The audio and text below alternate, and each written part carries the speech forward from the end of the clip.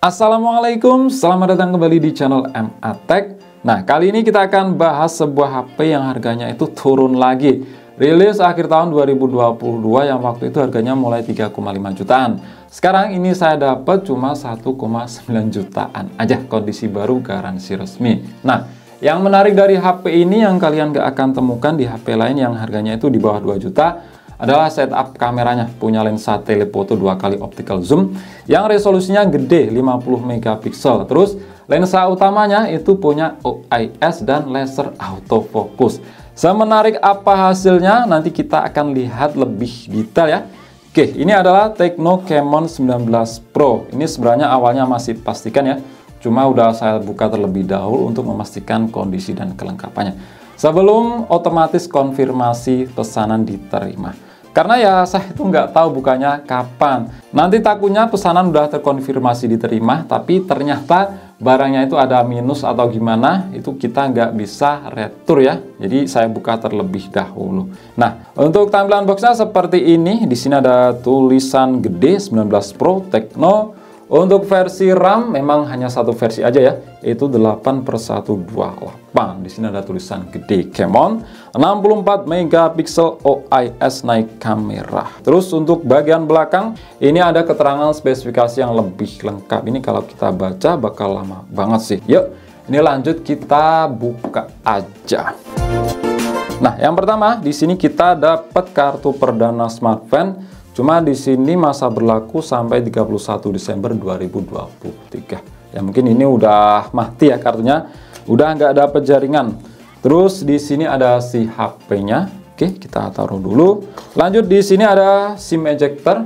Nah, di sini ada kertas garansi 12 plus 1 bulan atau 13 bulan. Terus ada buku panduan pengguna. Ini ada kartu garansi. Nah, di sini kita dapat silikon case. Ya, ini silikon ya, bukan hard case, soft, dan ini tuh transparan. Lanjut ada kepala charger yang di sini punya output maksimal di 10 volt 3,3 ampere atau 33 watt. Terus dapat kabel USB, jelas sudah Type C. Nah, di sini tuh jarang di HP lain kita dapat seperti ini, yaitu dapat earphone. Modelnya tuh seperti ini. Oke, ini kita rapiin dulu.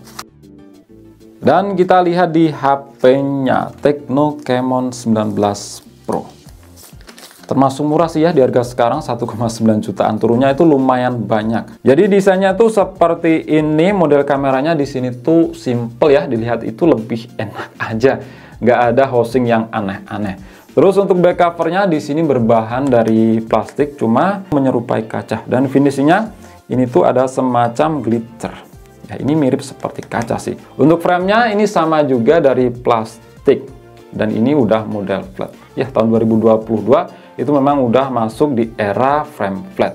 Ini stiker IMEI nanti aja lah ya kita lepas. Nah, ini kalian bisa lihat sendiri ya di bagian kamera, di bagian bawah ini. Ini kelihatan apa enggak di kamera? Itu ada 2 titik. Ini adalah laser autofocus di sini. Dan ini lensa kameranya itu buletannya gede-gede. Ini lensa tele dan ini lensa utamanya 64 megapiksel dan yang bawah ini 50 megapiksel. Di sini ada quad LED flash dan yang satunya ini lensa depth, lensa yang menurut saya nggak begitu guna sih. Nah, kita cek di bagian sisi kanan. Di sini ada tombol power yang sekaligus juga menjadi sensor mediasi di jari. Terus di sini ada tombol pengatur volume. Di sisi atas ada lubang untuk secondary microphone dan di sini ada lubang untuk earpiece ya. Ini bukan lubang untuk speaker kedua karena memang HP ini hanya punya satu speaker aja, bukan dual speaker stereo. Terus di sisi kiri di sini ada slot SIM. Coba kita lihat. Nah, di sini punya tipe triple slot ya. Ini dual SIM. Terus di baliknya ini slot micro SD. Dan ini sudah terpasang kartu smartphone bawaan. Nanti kita cek apakah masih dapat sinyal. Seharusnya sih udah nggak dapat karena tadi udah masanya itu habis. Lanjut di sisi bawah ini ada lubang jack audio 3,5 mm, lubang untuk mikrofon, port USB Type C, dan lubang untuk speaker. Di bagian belakang tadi udah kita lihat. Ada yang lupa ding. Nah, di sini ada tulisan Tecno Camon OIS. Nah, di bagian depan dari bawaan ini udah tertempel screen protector. Ada kamera depan. Dan di sini ada sensor-sensor. Yuk, lanjut kita nyalakan.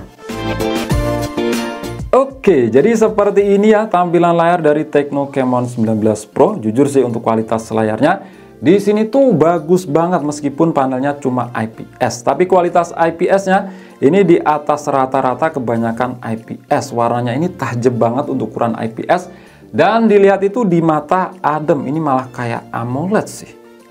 Dan untuk kecerahan maksimalnya di sini juga termasuk tinggi untuk ukuran IPS. Kita coba mentokin. Nah, kalian bisa lihat sendiri di kamera. Ini tuh kelihatan yang silau banget ya. Ini kita balikin lagi.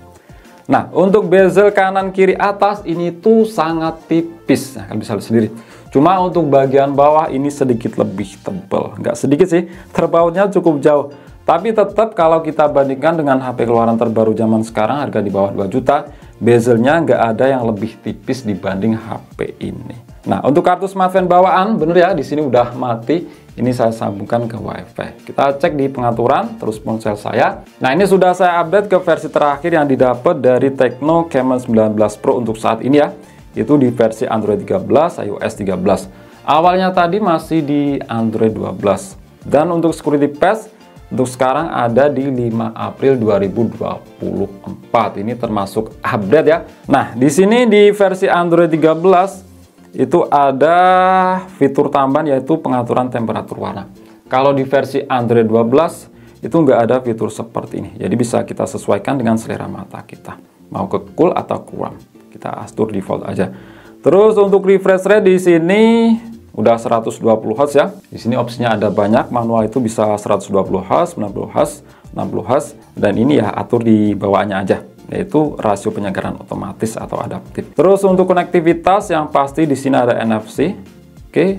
Nah, ini kita cek di aplikasi yang sudah saya install ya. Langsung aja. Pertama, device info hardware. Nah, ini storage-nya udah bertipe UFS. Nanti kita cek di aplikasi AnTuTu Benchmark itu dapat skor berapa, speed write dan rate-nya itu berapa. Nah, di sini tuh pakai Helio G96 octa-core 12 nanometer fabrikasi dan GPU Mali G57 MC2.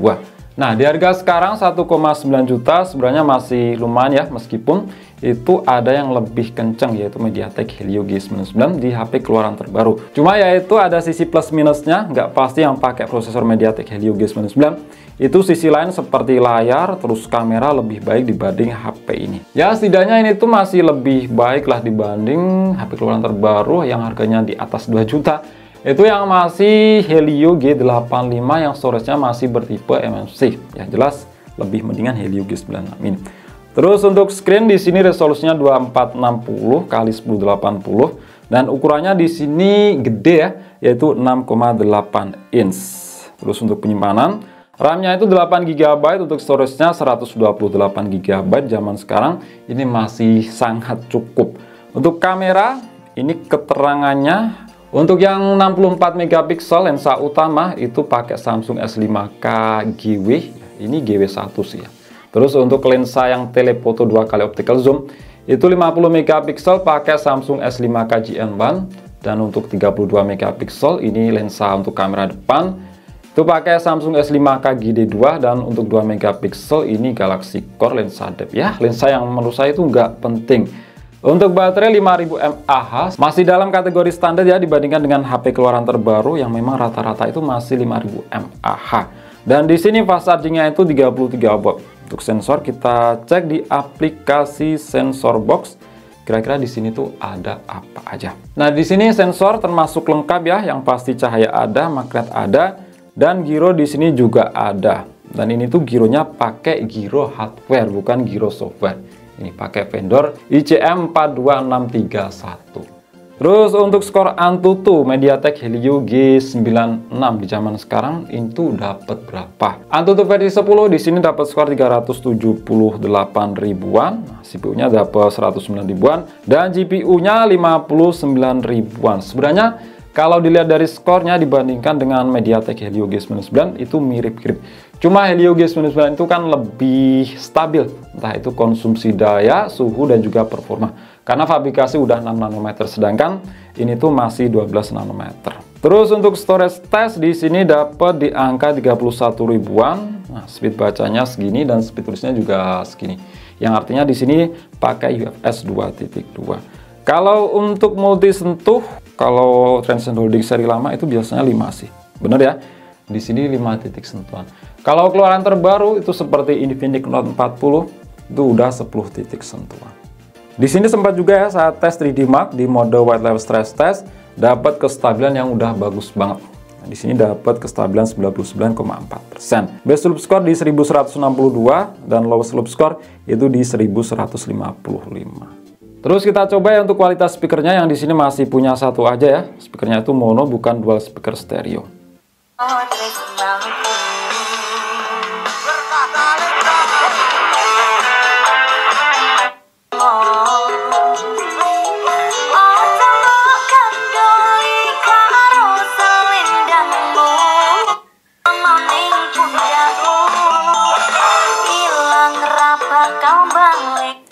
Nah, untuk kualitas speakernya di sini lumayan ya, detailnya itu masih dapet dan juga lumayan clear. Pada intinya kualitas speaker mononya ini bukan kelasnya di harga 1 jutaan, sama-sama dari Transcend Holding keluaran terbaru ya. Karena wajar, dulu ini harganya 3,5 jutaan.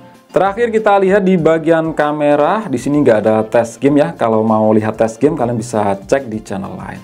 Ini kita fokus ke bagian kamera. Kira-kira hasil kameranya itu gimana untuk harga sekarang 1 jutaan ya, di bawah 2 juta. Karena memang HP ini yang menarik di bagian kamera untuk harga sekarang. Itu punya lensa tele 2 kali optical zoom 50 megapiksel dan lensa utama ini 64 megapiksel, punya laser autofocus dan juga OIS. Di sini mode-modenya ada film, terus video. Video lensa utama ini bisa merekam hingga resolusi 2K 30 fps. Nah, di sini anehnya itu malah nggak ada opsi 60 fps. Kan biasanya rata-rata dari Transcend Holdings kalau prosesornya itu support 60 fps di resolusi Full HD itu dibuka. Di sini malah nggak dibuka.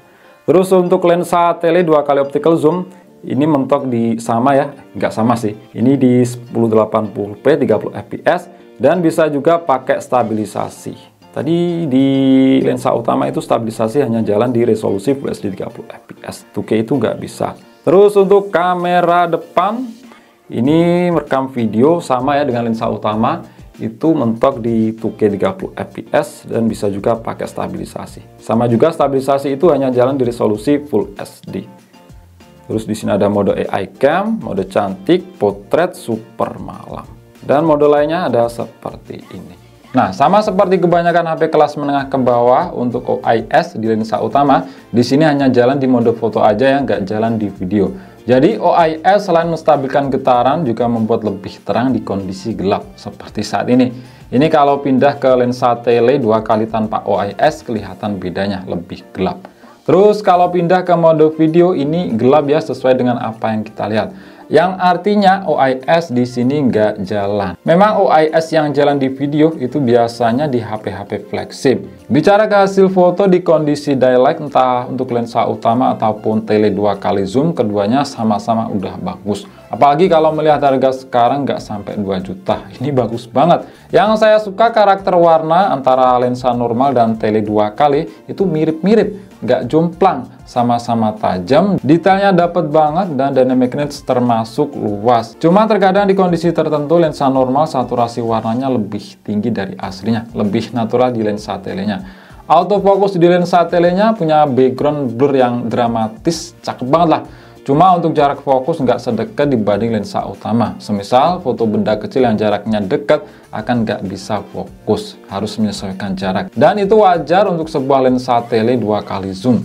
Asiknya lensa tele yang punya resolusi tinggi seperti di HP ini, 50 megapiksel itu bisa mengambil detail yang lebih dapat saat kita zoom. Kemudian kalau masuk ke mode potret, otomatis akan gunain lensa tele 2 kalinya.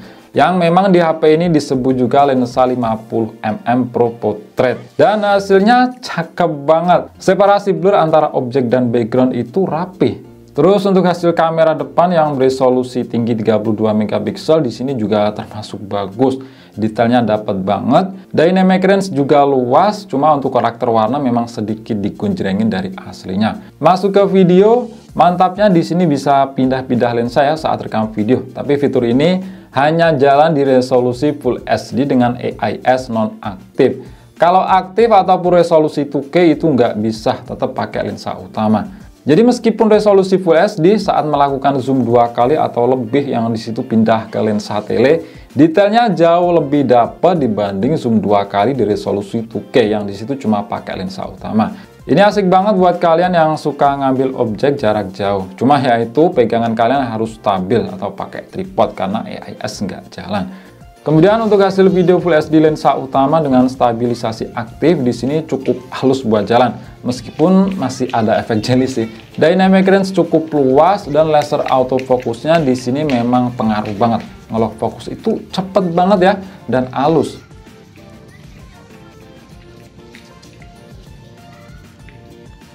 Terus untuk video Full HD lensa tele 2 kalinya di sini juga bisa pakai stabilisasi dan hasilnya mirip-mirip dengan lensa utama. Nah, pas rekam langsung pakai lensa tele 2 kali itu nggak bisa pindah ke lensa normal ya, bisanya kebalik, normal ke tele 2 kali. Nah, seperti ini untuk hasil perekaman video dari kamera depannya. Ini di resolusi Full HD 30 fps, dimana hanya resolusi ini dan di bawahnya itu yang bisa pakai stabilisasi atau AIS. Kalau 2K itu nggak bisa. Dan untuk hasilnya memang di sini bagus banget ya dengan lensa 32 megapiksel. Ini warnanya itu akurat dan dynamic range-nya juga luas. Nah, untuk video kamera depan kalau pengen detail lebih pakai resolusi 2K. Cuma ya itu bakal guncang semisal buat jalan karena nggak bisa pakai stabilisasi. Ini cocoknya buat video nggak gerak semisal ngonten duduk di tempat. Pokoknya ngincer detail. Masuk ke kondisi low light. Nah, di sini baru kerasa perbedaannya antara lensa normal dilengkapi OIS dibanding lensa tele 2 kali tanpa OIS. Tanpa pakai mode malam, hasil dari kamera utama lebih terang, lebih minim noise juga.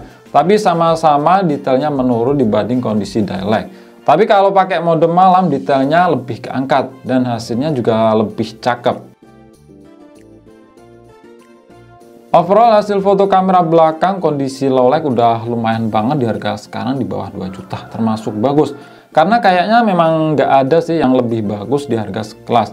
Kalau untuk kamera depan ini malah bagus banget sih, detailnya itu dapat banget dan karakter warnanya natural, nggak pucat atau gimana. Kalau untuk hasil video kalian bisa nilai sendiri lah ya untuk kamera belakang ataupun depan, intinya nggak bisa berharap lebih.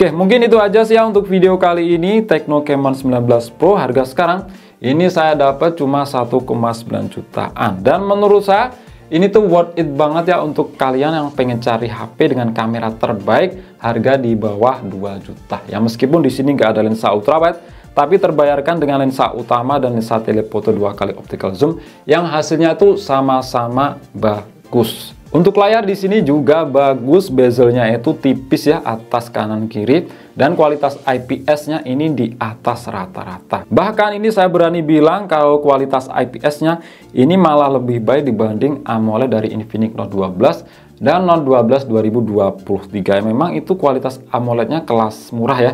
Oke, itu aja. Klik like jika kalian suka dan share jika kalian rasa video ini bermanfaat. Kita jumpa di video selanjutnya dan wassalamualaikum warahmatullahi wabarakatuh.